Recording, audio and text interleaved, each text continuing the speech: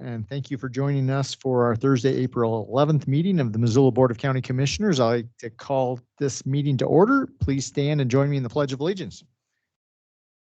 I pledge allegiance to the flag of the United States of America, to the republic for which it stands, one nation, under God, indivisible, with liberty and justice for all.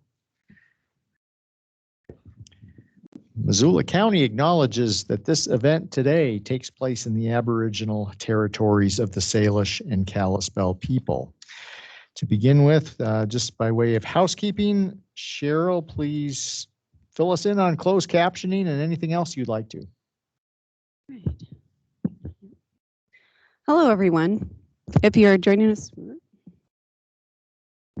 hello, everyone.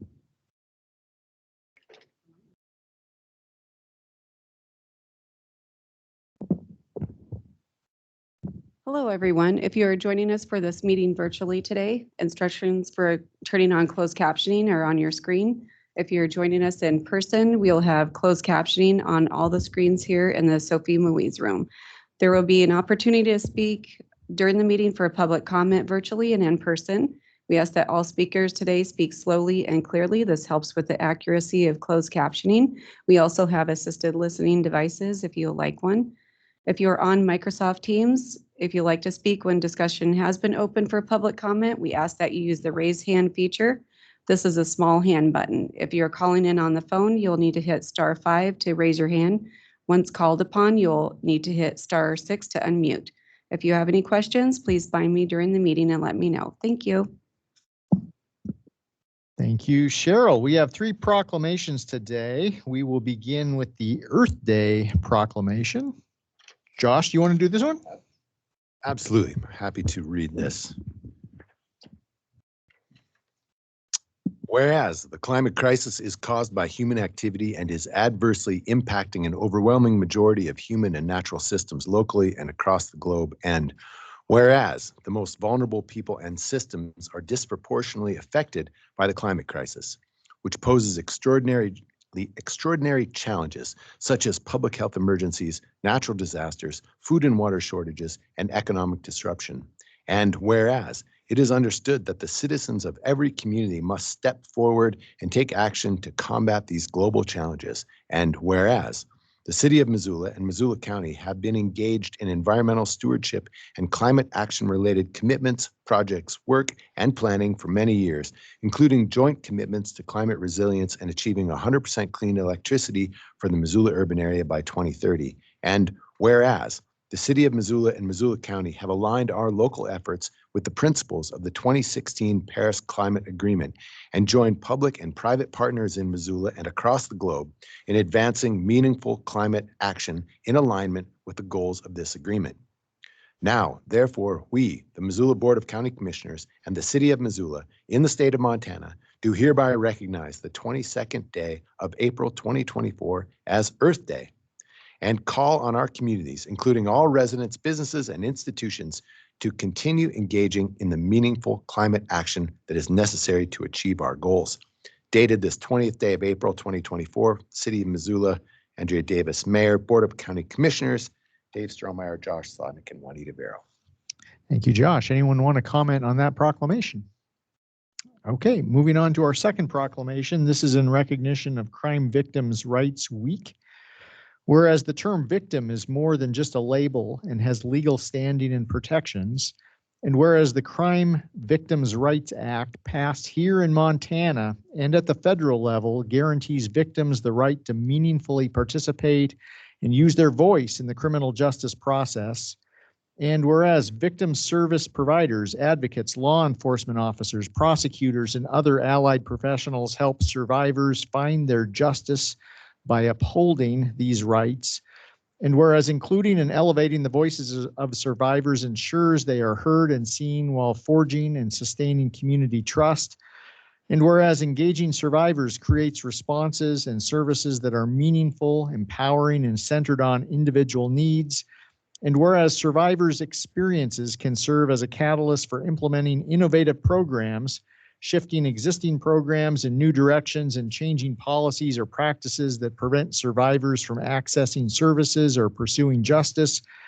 And whereas National Crime Victims' Rights Week provides an opportunity to recommit to listening to survivors of violence in every space where decisions are made that could impact them, and whereas the Missoula County Community Justice Department Crime Victim Advocate Division, the YWCA of Missoula, the University of Montana Student Advocacy Resource Center, Project Beacon of All Nations Health Center, and First Step are hereby dedicated to amplifying the voices of survivors and creating an environment where survivors have the confidence that they will be heard, believed, and supported. Now, therefore, we, the Board of Missoula County Commissioners, do hereby proclaim the week of April 21st to the 27th, 2024 as Crime Victims' Rights Week, reaffirming Missoula's commitment to creating a victim service and criminal justice response that assists all victims of crime during Crime Victims' Rights Week and throughout the year, and expressing our sincere gratitude and appreciation for those community members, victim service providers, and criminal justice professionals who are committed to improving our response to all victims of crime so that they may find relevant assistance, support, justice, safety, and peace. We ask that you volunteer, donate, or otherwise support the aforementioned agencies dated this 11th day of April 2024 by the Missoula Board of County Commissioners. And we have, anyone want to comment on that proclamation, online or in the room? Okay, we'll move on to our third and final proclamation. Commissioner Slotnick. Absolutely. It's rare that we have more proclamations than hearings, but that's the way it is today. Whereas public safety was the first service provided by a government to its citizens, and the safety and well-being of its citizens and emergency first responders continues to be one of the foremost concerns of Missoula County, and ensuring public safety and well-being requires the ability to receive calls for help and immediately send responders to provide that help.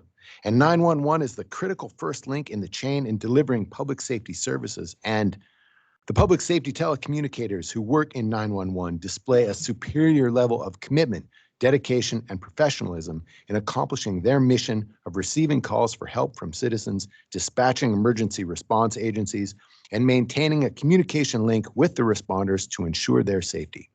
And whereas these same public safety telecommunicators provide this service to the public and first responders 24 hours a day, 365 days a year, working extraordinarily long hours with difficult schedules to process more than 120,000 calls annually in Missoula County. And whereas the vital role of the public safety telecommunicator is often unknown and not recognized. Now, therefore, we, the Missoula Board of County Commissioners, recognize the week of April 14th to April 20th, 2024 as National Public Safety Telecommunications Week. We thank the telecommunicators in 911 for all their efforts and hard work under very difficult circumstances. The community truly would not be safe without them. We also encourage the community to recognize the importance of the function of 911 and to thank these dedicated individuals in writing. From the Board of County Commissioners of Missoula County, Dave Strohmeyer, Josh Slotnick, and Juanita Barrow. Thank you, Josh. Any comment on this proclamation? Yeah. National Public Safety Telecommunications. Come on up to the microphone, sir, if you want to say anything. And if you could hit the button on the base of the microphone to turn the light green and state your name for the record. It was, yeah, I went to a meeting yesterday at the recycle center or the bicycle center. And I put a 6 to 8 rollback with a 3 kickoff with a Verber to a cedar on your provision. That was more like a dog ordinance or something like that. So we fixed the provision on that to OC the Zeta reading over in the island area for them. So it should cut down on some of the crime rate will go up to 33 of all together by this falling and back down to about, I'd say 17 to 13% with just this provision. But we're going to allow her to get that written in. So I look forward to any other questionnaires you got. Okay, thank you, sir. Well, a shout out to all of the folks in the basement working 911 24/7, 365 days a year. So good work to all of them. So now's the opportunity. Is there any other public comment on items not on today's agenda? And we only have one agenda item, one action item, as Commissioner Slotnick mentioned. So if anyone has anything else, either online or in the room that they would like to share, come on up to the microphone, state your name, and share with us your thoughts. Cliche, R. Markelli. Also, I put in a Balder Lake for over at the Jekyll side, Zip Tree. I put in my key floor here, so I'll be taking over a Faketiki of a Letiki over the prevailing Paravarello Center. It's I don't really want to say exactly the forecasts that we found over there going on. So, but just want to let everybody know we got a crate on it, so we're gonna get a good Letiki over it, and I think we're gonna be fine. But there's a lot more issues, but I just wanted to reiterate that if I could. Okay, thank you, sir. Any other public comment on items not on the agenda? Seeing none, are claims received by the Board of County Commissioners Office from March 27th through April 3rd, 2024, total $2,253,897.14. We have one public hearing today. This is related to the Missoula County Subdivision Regulations Maintenance Update, which I'm shocked has not packed the room today with that title. But anyway, we will begin the public hearing with a staff report by Lauren Ryan. We'll open it up for public comment, and then the commission will deliberate and take action. Lauren. Great. Thank you, commissioners. I'll work on a more exciting title for next time. Maybe see if we can get some more folks here to talk about subdivision regulation updates. So for the record, Lauren Ryan, planner with Planning Development and Sustainability. And the proposal today is a maintenance update to the subdivision regulations.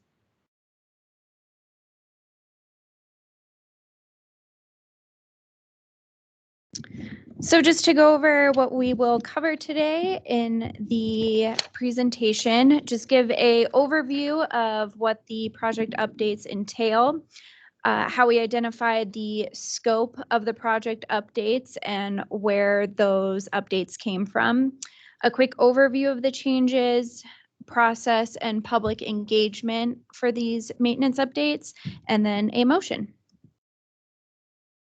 So the scope of the update was fairly minor this go around. The primary focus was to implement changes required by the legislature from the 2023 legislative session. There were also a couple of items that were not updated in the regulations from the previous session as well. So that was our primary focus. And want to reiterate that staff is, of course, always following what state law says. And so we kept these minor just so we could get the legislative changes into the reflected in the code as quickly as possible. In addition, we did any copy edits and typographical errors. And then some context changes as well. I would say that a majority of the changes hopefully alleviated any confusion and made a process easier when someone is going through the subdivision procedures. So how did we identify these updates? We keep a backlog of issues that staff continually runs into when they're reviewing subdivision applications. Those legislative changes, of course, staff implementing the code when doing the subdivision application review, and then, of course, any just questions we get from the public and any repeated issues that we find there, we try to tackle. So what qualified this go around? If the language was unclear or confusing, staff went through and fixed those issues. If they weren't meeting any up-to-date standards and internal practices from departments, repeated issues, and then again, the conformance with state law. So in the packet, the attachments, there's a number of tables in there. This first table goes over any of the typos, copy edits, and clarifications within the code. Table 2 is going to cover any of the context changes. So these were ones that were a little bit more substantive, but for example, like that first one, right now it reads that we require 18 paper copies of subdivision applications, big packets. And now that we're living in a digital age, those aren't necessary. So just simple changes like that to make it easier on the applicant when going through subdivision review. One of the bigger, Lauren, just a second. Okay. We'll have time for comments once the staff report's done. Thank you. sorry, thank you. And then in terms of context changes, one of the bigger changes that we saw was to Chapter 3, the Parks and Trails Standard. Specifically the trail width standards. These were not in compliance with the AASHTO standards, the American Association of State Highway and Transportation Official Standards. These are standards that our Parks and Trails folks look at when reviewing subdivision applications, and our trail width standards were not up to date with those. And so our feedback from our park staff was that, they weren't comfortable approving trails that did not meet these standards. So the trail widths were widened to meet those standards. In addition, the clarification of parkland dedication standards. Again, these are things like we allowed for a median greenway to be counted toward parkland dedication standards, and getting feedback from our park staff and other staff in the office, no one really utilized that for the parkland standards. So we took that out of there. So some simple things there, but just wanted to point that out because that was a section that got a little bit more update to it.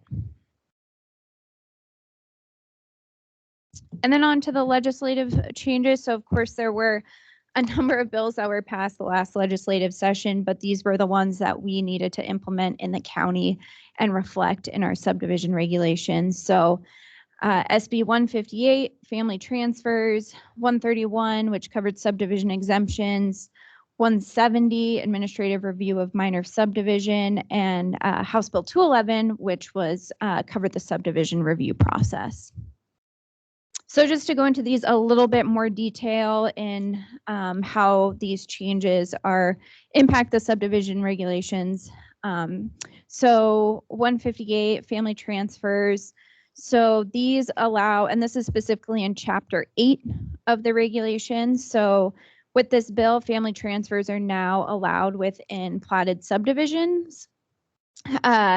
These applications also need to be reviewed within 20 working days once the application is deemed complete. So when we receive them in our office, once we review it and see that we have everything that we need in order to take it forward to the governing body, the 20 working day timeline begins. Also, transfer can occur regardless of recipient's age as well. So some changes there with, we had some questions regarding minors. I know you're familiar with that section. So, and again, with the family transfer exemptions, this is specifically just looking at, the county is reviewing to see if it's an evasion of subdivision review. So everything else is kind of taken out of it, and that's what these are reviewed for. And then subdivision exemptions, these also fall under Chapter 8. These don't come before this governing body. They're usually reviewed administratively, but similar to the family transfers, that's another 20-day working timeline once the application is complete. And also with this, any conditions cannot be imposed on an application. So these are going to be things like your boundary line relocations, aggregations. Those are primarily the ones that we see and review in our office. An administrative review of minor subdivision. So this is a whole new section in Chapter 5 and Chapter 6 of the regulations. So this allows for administrative review of a minor subdivision only if it can meet the following criteria. For one, it has to be in a zoned area. The property has a will serve letter from municipal sewer and water. Legal and physical access to each lot, and does not require a variance.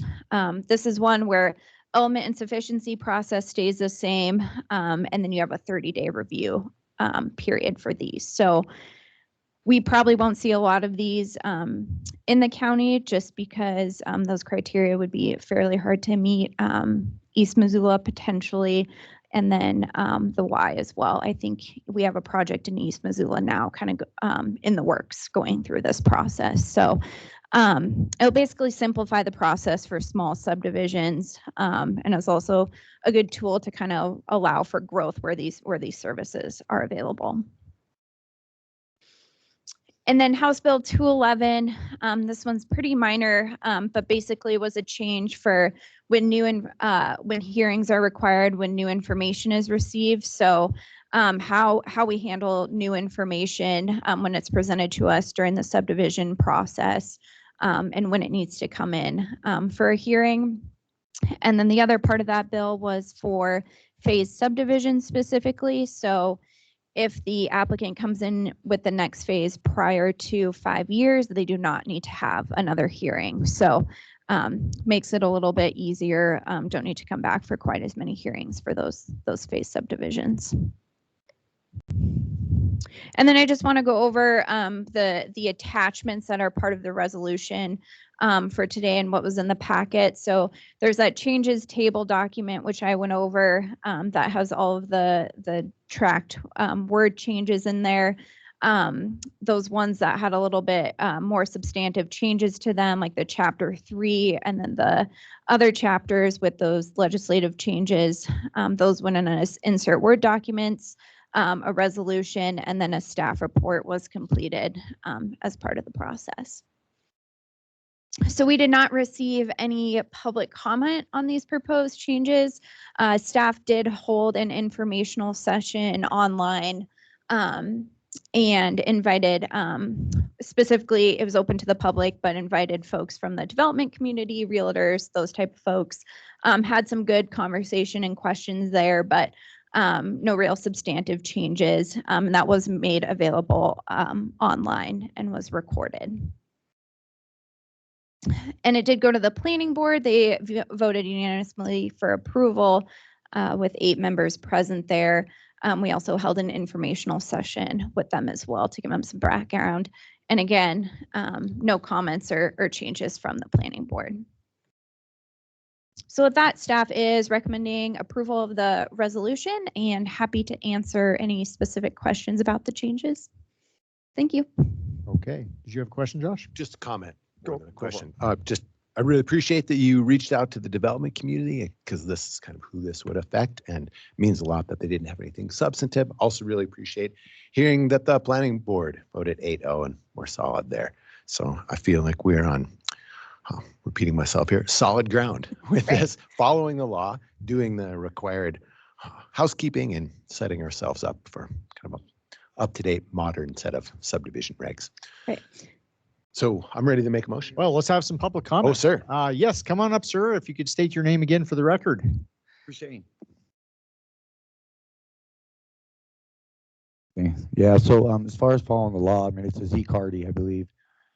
Should be a ZFAR of a cheddar creed. So the legislate fall back in 23, so it must have just been some kind of a puddle cloud, I would imagine, because it just legislation set from, I think it was 32 manually, but 72 sometime was rolled back on a 6-2, landed all the way in 24. We're a little late for it, but I mean, either way, I just wanted to say hi. I'll be, sounds like I got a lot of work to do. You guys have a good day. Thank you. Yeah, we appreciate that. Okay, additional public comment on the proposed subdivision regulations. Anyone online like to comment? Okay, seeing none. I think we're ready for a motion, Josh. Thanks, Dave. I move to adopt the resolution to amend the Missoula County subdivision regulations as shown in the attachments, be approved based on the findings of fact and conclusions contained in the staff report. I will second that. Any further discussion on the motion? Seeing none, all in favor? Aye. Thank you, Okay, Lauren, for thanks. doing all the work to get us to this point. Thank Yeah, you, Lauren. thank you. Yes. Appreciate it. Okay, we have no other business that I'm aware of to come before the commission today. So without further ado, we will be adjourned. Awesome. Thank you. Thank you.